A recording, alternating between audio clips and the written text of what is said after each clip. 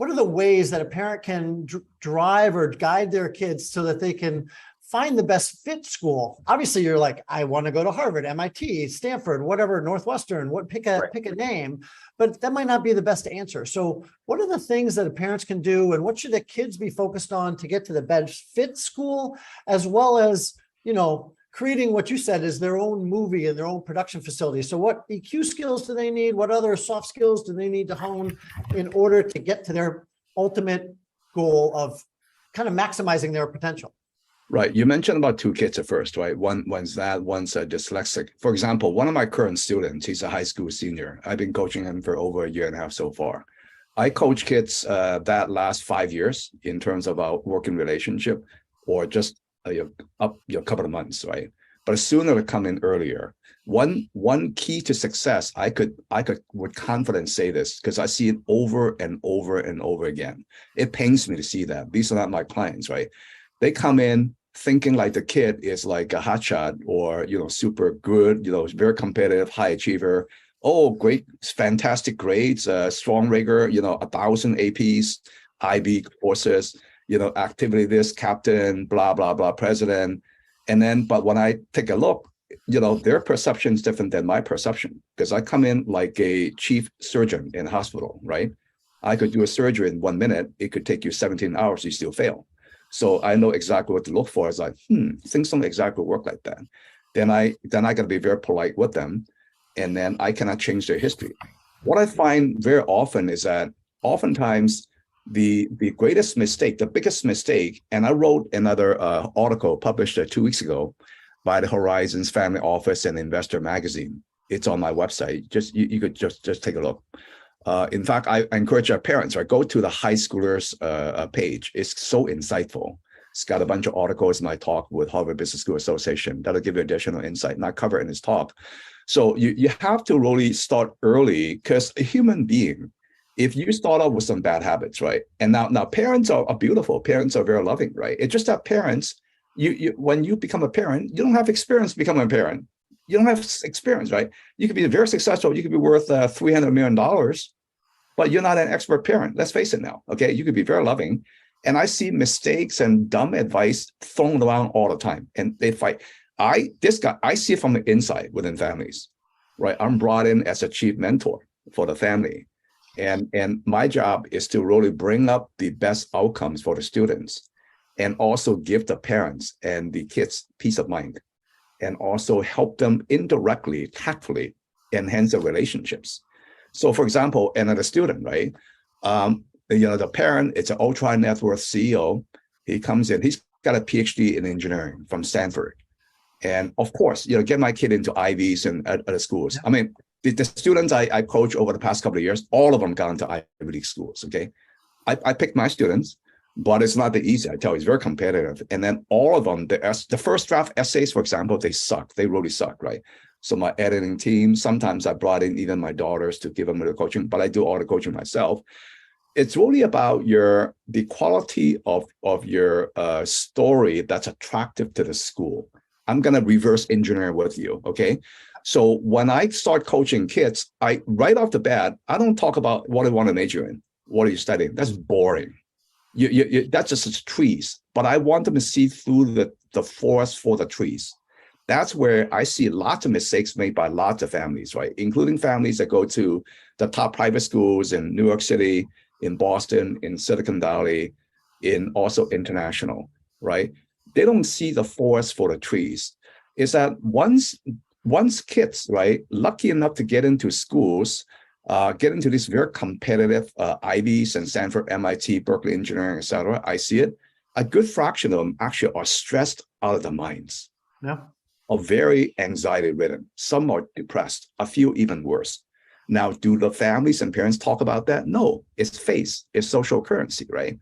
Because a mistake they made is that back in high school, all they thought about is college admissions. I get it. It's such a big industry. My book, my articles probably trained 20,000 consultants out there. Okay, I hacked the entire process. You put the college admission officer right next to me. Okay, politely, I'll eat them alive because everything they know, I know already. Okay, let's talk about Harvard, Princeton, okay, Yale, Columbia, Dartmouth, Brown, Cornell, Penn, Stanford, MIT, Caltech, Berkeley Engineering, Duke, etc. You see how easy it is for me? So exactly how the cognition officers, how they think, right? They look for your character, your story, how distinctive it is, evidenced by your long, short essays, short takes, by third-party recommendation letters, teachers, counselor, maybe a third party, maybe interview for some privates, MIT is a book ahead, for example. And then the overall feel of your character, how are you going to contribute and inspire students once you're in college? And potentially, are you going to be a successful alumni for us? So we could show you off. You could donate back to me. You could give back to me money, time, energy, connections, talent. Okay. So it's a reverse engineering process. But when I first talk to a potential client family, I want to kind of help them plot or understand what the long-term vision is for the kids. Oftentimes, kids don't know that, right? They're just 15-year-olds, 16-year-olds, 17-year-olds, 14-year-olds. And I have to kind of give them a little bit of clarity. Once they become my client student, then I get them into what I call the 4S and 3EQ, okay? My framework. It's very, very powerful because I've been doing that for 20,000 hours plus, right? It works.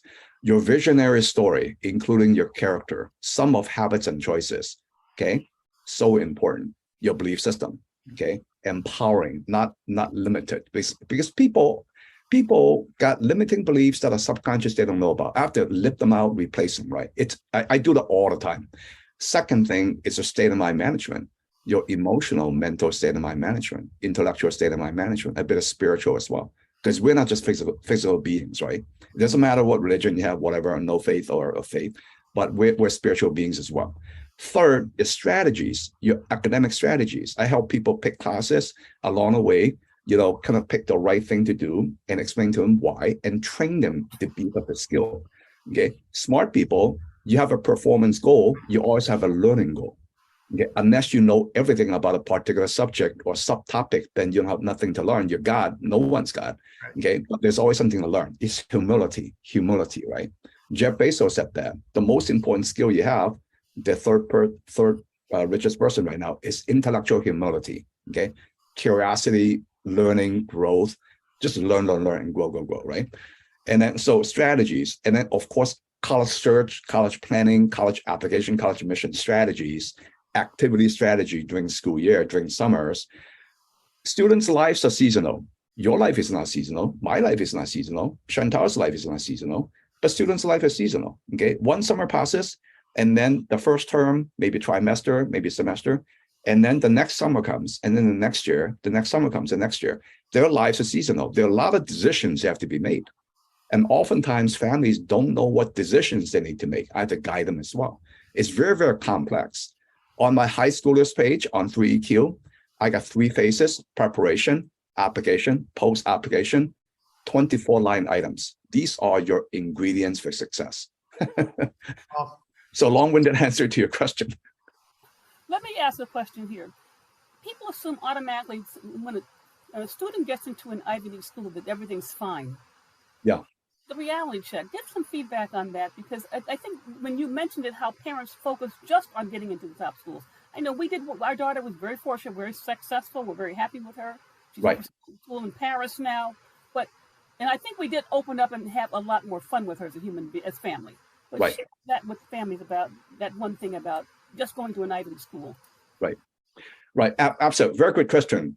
Just to back up a little bit here, this past year has been the most competitive ever. For example, Columbia University, one of the 8 Ivies, right? 3.7 mid-rate. In other words, about 94% of the high achievers applying to the school got rejected. Think about that. Okay. A lot of them got perfect ACT 36, perfect SAT 1600, about 12 APs, a lot of activities. A lot of them got rejected. Think about that. So it's very stressful for high school kids and for parents. Okay. And especially the high wealth parents, the high net worth, ultra net worth parents, because they are successful. They want the kids to be successful. And depending on the family, sometimes they get along, sometimes they fight like you wouldn't believe. I see it all the time, right? And then they try to keep a face on the surface to the outside, but things are not like how it works in a family. So it's very competitive. Harvard, less than 4%. Stanford, Harvard, I think Penn is moving in a direction, They know that mid-rate it's I'm not sure about Penn, but Stanford is the lowest ever, like 3% probably. They don't even have to publish their mid-rates anymore because they don't want to scare off families and people, right? Now, if you're lucky enough to get admitted, so for example, another one of my students, she got admitted to Columbia. She ended up going to Imperial, by the way, which is sort of like the Caltech of the UK. It's not as famous as Columbia, but it is what it is, right? It's based on the student and family's choice and fit and a sense and belonging. It just fits better for the family. They're international. Most of my students are Americans, right? Kind of West Coast, East Coast, etc. But I got clients in all over the world, right? But I'm very selective. Now, once you get in, one I talked about you got kids going to Harvard, going to MIT, going to Berkeley Engineering, going to USC Viterbi, going to U Chicago, Duke, etc. Some kids are, because back in high school they used to be one of the top students, right? King or queen of the hill. Right. It's like, oh, I'm a top student. I'm like, star, blah, blah, blah. But once you go in there, that imposter syndrome strikes you. They look around. Most of the students are just as good as them. It's like, oh, my God, how did I get in here? Right. And then they feel it's a massive adjustment to them. And then for those that did not build a strong, what I call 3EQ, pragmatic. I like the word pragmatic because it means practical and results or outcome focused. They did not build strong enough pragmatic, emotional, social, and leadership intelligence. Notice I said 3EQ, not just EQ. Of course, EQ is kind of trite right now, right? Emotional quotient, emotional intelligence. Absolutely. I'm totally deep into that, top expert, right? But I also like to lift up the word social and leadership on top of emotion, because emotion is a instant manifestation, of your belief system, right? Of your self-talk, thought process, and your physiology. I literally groom, or should I say mentor and guide and coach my students on how to upgrade all these elements, right? If they're already great, then I don't need to spend time there. But if these elements that are interconnected or sub-ingredients or interconnected are not there yet, then I spend some time guiding them. And sometimes I have to condition that so that that becomes a habit for them over time. So, for example, one student of mine, it took me a year and a half, right? He's literally autistic, right? And the parent asked me to improve his communication overall and improve his communication with us parents. We're struggling, right? Very successful parents, right? And a year and a half later, the kid could communicate now, right? And then the parents are like, man, I could see the peace of mind in the parents. They have better relationship and better communications. Are you kidding me? I'm a parent. I know that, right? What do we want? We want health, wealth, happiness. The kids are in there. They're the most important ingredient. And I want to have a beautiful, lifelong relationship with them. I want peace of mind in addition to business, right? So my advice to parents is that don't be one of those parents that are short-sighted. I call it college admission myopia, short-sightedness. They don't see the forest for the trees. They see the trees. They want to get into the top schools. That's it. No, in high school. That's why I spend just as much energy focusing my students and help them build the 4S and 3EQ, in addition to the obvious college process, right? And I know the college process so well, I don't even have to talk about it so much. I write about it. It's on my website. It's natural, right? Like right now, guiding kids college app process here. Yeah, absolutely. Very big on brainstorming, helping him edit, comment on those long, short essays. Each kid's going to end up writing dozens of essays, apply to easily 10 schools, reach probable, solid, or safeties, right? And then I spend so much time grooming them, even on a brag sheets for teachers, for counselors, for third party, so that it maximizes the inputs to the recommendations. It's a game of probability. You maximize the win probability in all the interconnected ingredients, right? It's very strategic, super strategic, very holistic, very tactical, very practical, and very nurturing in the meantime, but guiding the overall operating system, and the habits and skills and direction and mindset. You talked about getting admitted to the top colleges and universities. So how do the students, and do you coach on how they can go about enjoying a balanced life and successful career after and during, right? I mean, there's a lot of pressure on this. I've heard some TED Talks, I think by Sean Anker, who's like the happiest coach. He says he gets into Harvard and looks around and says, you know, all these people are struggling because now they're in Harvard with a bunch of other really smart people, and maybe they'd be better served at U of I or something like that. So how do they balance that? Hey, I've gotten in success, and then living their life on campus and then a further career. Right. And once again, goes back to if you want to build a skyscraper, if your foundation is not solid, deep, and precise into the bedrock, your skyscraper is going to go like this. It's scary, isn't it? And that's what a lot of kids are experiencing in these highly competitive college. Of course, college is a lot of fun, right? You get your boyfriend, girlfriend, right? You get your activities, you get more freedom compared to the very outdated high school system. Not the public high school student system in the United States is about 150 years behind schedule. It's called factory processing, okay? Period 0, 1, 2, 3. Those were designed before 1900s by those very rich families, right? Because they want to factory process everyone. Okay, it's a marching band, right? But that system hasn't changed at all. Private schools are a little bit better, but it's still period 1, 2, 3, 4. It's not that personalized, right? If the high schools, so private schools and the public schools, and I got students from the very top private schools. For example, in Atherton, okay, the median price for a home is $9 million. It's the most expensive town in the United States, Atherton in Silicon Valley. I got kids that go to the top private school that are my students because they know, Mr. Ma, my counselor just don't have your skills, your sophistication on how the real world works, okay? So that's why way back in high school, I intentionally honed their foundation, their habits, their character, their skills, their mindset, their direction in ways that these counselors, including almost all the independent counselors out there, cannot do it. Because a lot of independent counselors out there, they're very good people. They are former, deans or assistant deans from Princeton, from Stanford. They're very good people. They're experts in a college admission process. This guy is a top expert in the college admission process. But I'm also a CEO, right? I got invited to the Forbes Global CEO Conference 8 times. And I build companies, right? I'm part of a B20, G20 future of work. I know how the world really works because the kid's going to spend 4 years in college. And then the kid's going to spend, 4 times 20, maybe 80 years in industry. Because a lot of people that love what they do, they're not retiring at 65, okay? Got it? So for example, Charlie Munger, Warren Buffett's partner, co-chairman, Berkshire Hathaway, the guy's 98 years old, working full-time. He loves it, okay? I'm like that.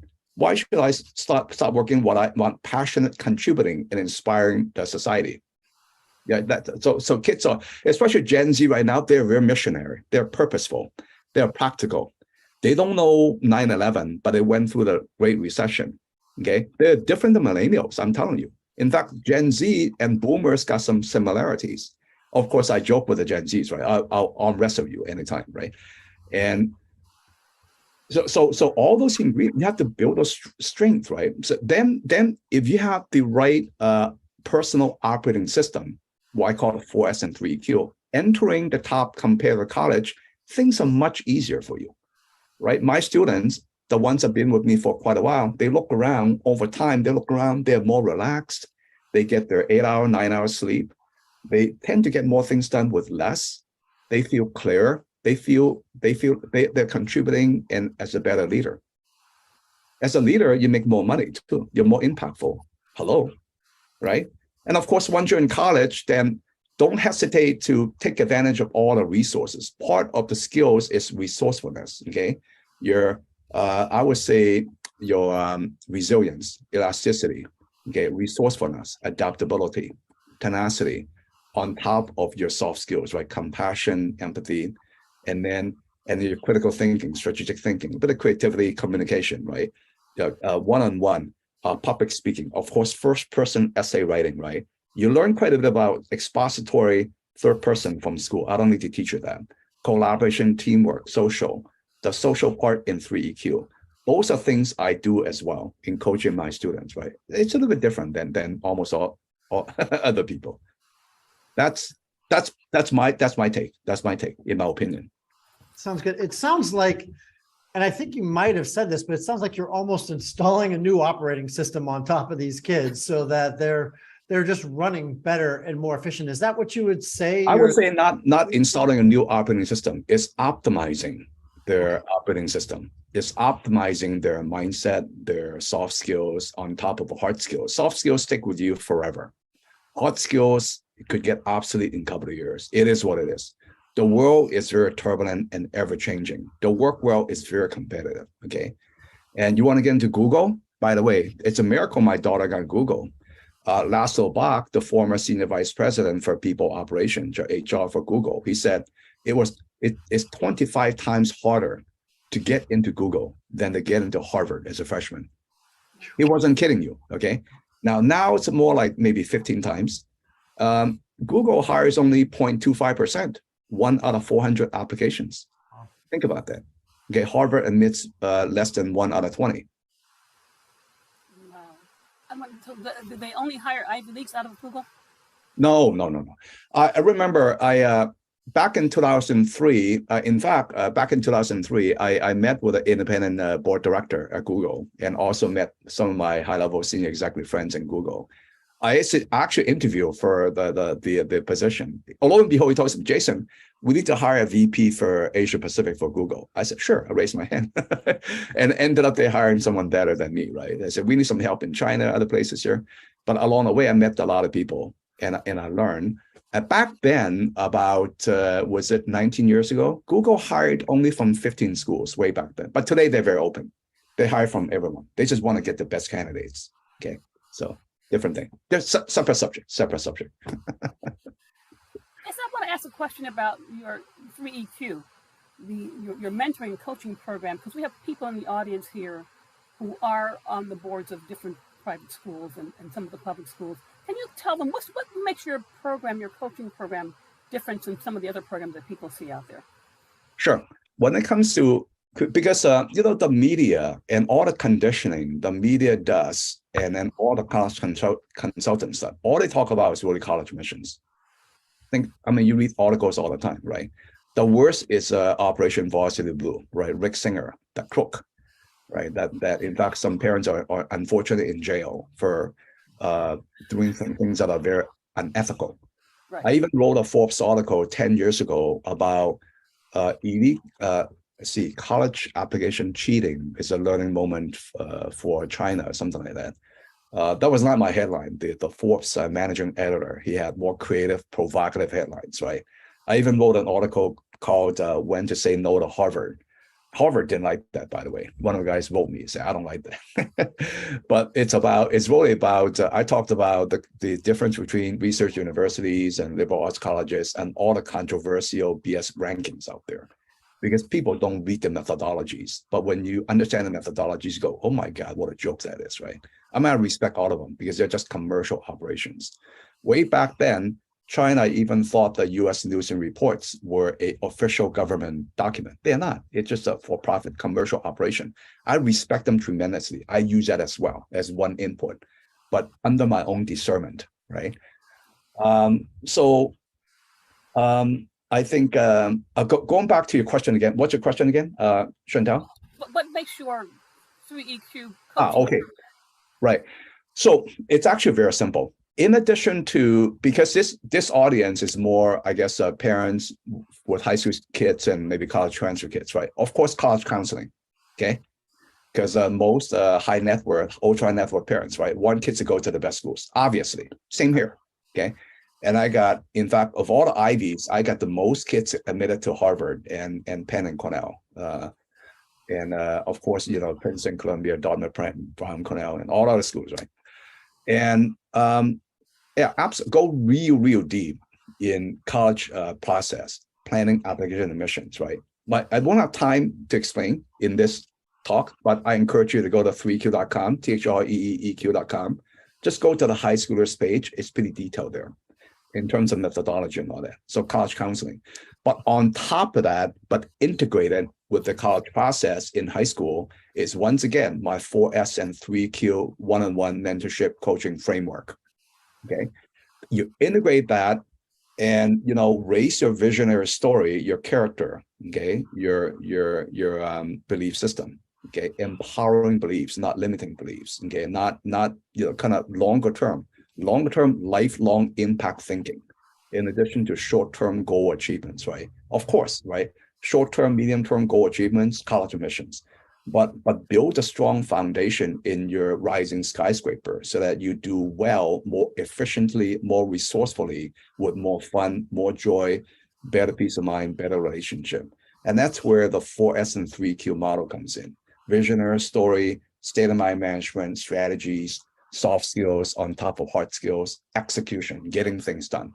I literally guide and if not kind of make my students execute. And then also hone the execution skills, right? Because once you're working, if you don't execute, you're fired. It's that simple. Right. You go to Harvard, you go to Wharton, all right, then the employer on average believe that you are smarter than a lot of other kids.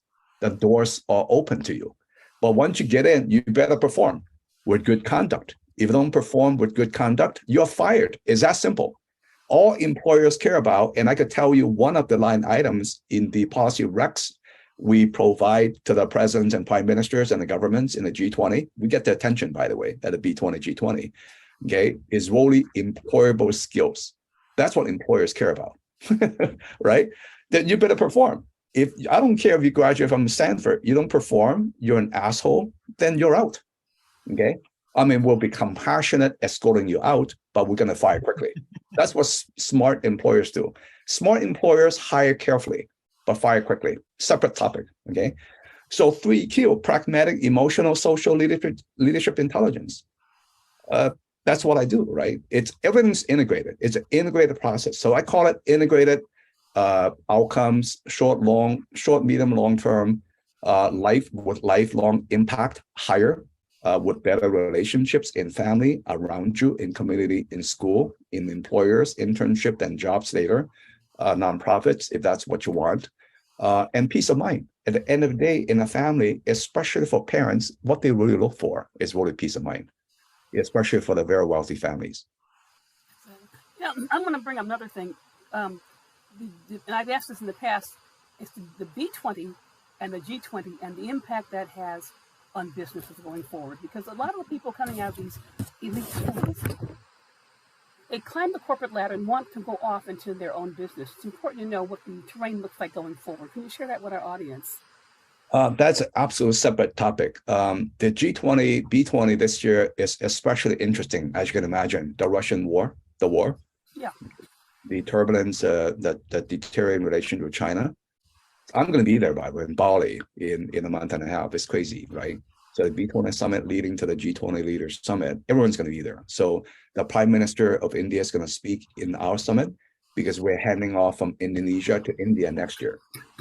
And I've been through Australia, Turkey, China, Germany, Argentina, Saudi Arabia, Italy. This year's Indonesia. Post-COVID, finally, we could get together physically. So I'm very excited. So that part of Bali is going to be pretty blocked off, right? I would say for employers, for CEOs, for senior executives, for family office executives, for principals of family offices, for you very successful investors and company builders out there, really take care of your own health, mindset, your own spirit. Really take care of your next gen, okay? Don't wait too long. Really get trusted third-party, top-notch mentorship. I'm not kidding you, because that is a secret sauce right there. I could tell you, I'm not patting myself on the back here, but I'm just speaking from over 20,000 hours of success pattern recognition, and then patterns that don't work. And I see so many of the same mistakes made by so many families all the time. They're not my clients. I keep my mouth shut. Hint, hint. Okay. Makes sense. And then the business part, that's a separate topic. We don't have time for that. So Yeah, we had about 15 minutes, so. Oh, we do. Oh, Yeah. we're extending the talk. We extended because I think the audience loves what they're hearing. So. Sure. Okay. Yeah, about 12 minutes. Sure. Okay. Happy to go deeper in whatever you want to go for. So far, we talked a bit about, not all, about high school kids and college prep and, kind of life coaching, career coaching, leadership coaching, blah, blah, blah, integrated with a college process coaching. And if you'd like to go deeper about, in that or whatever. Here's what I wanted to ask about. Soft skills. Because I think that we see that's not very important in the work world, and yet it is very important. But how does it affect the students from university level and into their life and on all the way through? And like I'm going to call it the Charlie Munger, Warren Buffett lifestyle, because these guys, they love what they do, and they should have retired based on most people's business model years back, 30 years back. But that's when you retire at 65 years old. That's a 30-year window that's gone to. Well, I mean, if you just want a garden, okay, fine. But I mean, you have skills you love. Absolutely. Warren Buffett's about 92 now. The guy rocks, man, sharp as a tack, right? Charlie Munger, 98. The guy's 98, man. I love these guys. I want to give him a big fat hug, right? And here's one example. I got hundreds of examples to throw at you. My younger daughter, for example, Lydia, she interned at Slack 2 summers in a row. It's very important for you to build employable skills, right? So, for example, one of my high school students, in the old days, years and years ago, I used to guide them for, your junior to senior year summer, sophomore to junior summer in high school, get into these highly competitive, good-looking summer camps, right? RSI or Simmer Medical or LBW in Wharton or something like that, right? But these days, I tend to like to guide students to get into a real working internship because you learn so much more. And then you beef up your soft skills and your hard skills. And it also deepens your story as well. And then I see it over and over again. And then your resume starts building sooner, you see. It's like compound interest. Because once again, employers, you went to top school. I'm assuming that you're smarter than a lot of kids. But they're looking for employable skills. And these employable skills, it's not like an overnight thing, okay? Read my articles, right? The latest article I wrote, it's preparing your children for college admissions, career, life, leadership success with well-being, okay? Just go to my website and I talk about these things. So it's, you start early, stress less, and you gain a lot more. With more efficiency, with more joy, right? Less stress, less anxiety, more peace of mind. So build employable skills. If there's one tip that I give you right early on, right? Start early. So my kids are, as you mentioned, are in 6th grade, right? So you said that's the article you wrote, start applying or thinking about college in 6th grade. So what would be the number one thing? Like my daughter started a lemonade stand. She opened it up, sold cookies. She made like $500 on the street corner, just selling cookies in a lemonade stand. So what would you think would be the number one thing that my 6th graders should do to start that first step on that journey? Now, that said, that does not apply to some kids. Some kids like to go straight to grad school and go to med school and go to law school. Those are a little bit different, right? But at the same time, you still want to build employable skills because through the process, you're going to get into a residency. You're going to have to work with people, work with other hospitals, and then intern at a law firm. Those are employable skills, okay? Everything's got to be employable. It's got to be scalable, okay? One example for you, my younger daughter, I forgot to say that. So she interned at Slack twice, and then first time she was a value realization internship, some technical marketing, some kind of homing product optimization. Second time, lo and behold, she's a Wharton kid, which is business school, but she got into a software engineering internship, which is very unusual for Wharton, okay? Wharton, MIT, Stanford, Harvard is hyper competitive, you know that, right? So the Wharton kids are a little bit, they're pretty intense. And then so she did so well that she did a full stack project on her own, even though she did not take tons and tons of CS courses. But they have shaped, partially in the beginning of my mentorship, they have learned to build real strong learnability the ability to learn complex things very quickly and process it. Okay, that integrates the ability to focus, their capacity, their mental, their emotional. So a lot of things are involved in the Force and 3Q, right? And then so did a full stack project and really rocked and then presented her project before she left the internship to hundreds of people online in Slack, including C-suites and senior executives, peers, and all that. And people jaws dropped. Why? The kid could communicate. She could communicate so well, and the kid's got leadership chops, right?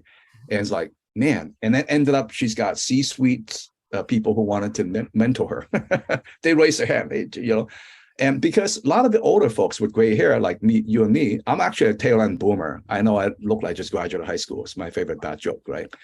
But so I bring the energy like a Gen Z, but the wisdom like a boomer, right? Boomer actually rules the world. You guys know that $65-70 trillion of wealth are going to be transferred over the next 2-3 decades. Right. I wrote an article about that. You should read that. The Art of Mentoring Next Gen and Succession Planning. It's on my website. Okay. And then most of the wealth, it's really boomers' wealth. Okay. Boomers, only tens of millions in the United States. We actually control 1/7 of the world, of the wealth in the world. FYI. Separate topic. Okay. So going back to Lydia, communications skills, leadership skills, right? Her 3EQ. And is she perfect in the rest of her skills? No, not yet. She's just a kid. She's only 22 right now. But is she scalable? Absolutely. Right. So yeah, just like so keep kind of honing these soft skills while building the story, even in middle school. Middle school, I would say get into a real strong reading habit. That's the most important skill to build. Just be real good readers. Okay, you read fiction, nonfiction, and kind of and I coach and mentor my kids, myself included. I think learning or applied research. Applied research means deep learning on subjects you really like, right? Applied research to me is like pure entertainment. It is so fun. I love to learn. And that's part of how I instill, that's part of the values, the principles I instill into my students, right? That's part of the foundation, easy. Yeah. What do you think about travel? So last month we spent a month, our family went to Italy and Greece for a month, a couple of years pre-COVID, we were in Costa Rica. How do you think that affects the child's kind of growth pattern? It's great. Travel. When you travel, I myself, I travel somewhere between 2 to 3 million miles. I lost track over the past 5 decades, right? 5+ decades. And it's a real eye opener because so much culture is to learn, so much stuff that is refreshing, so exciting. Then you get more compassionate, more empathetic towards other people. It's part of the D&I equation. It's part of a diversity inclusion equation. Even in the Bible, okay, in the book of Revelation, over 7 times, you talk about the diversity of race, tribe, languages, nations, okay? And it's a beautiful, beautiful thing. But when you travel as a family, parents and students, don't just be tourists, please. Be very curious in learning, right? And connecting, talk to locals. Okay, that's my encouragement. Of course, have fun, right? Yeah.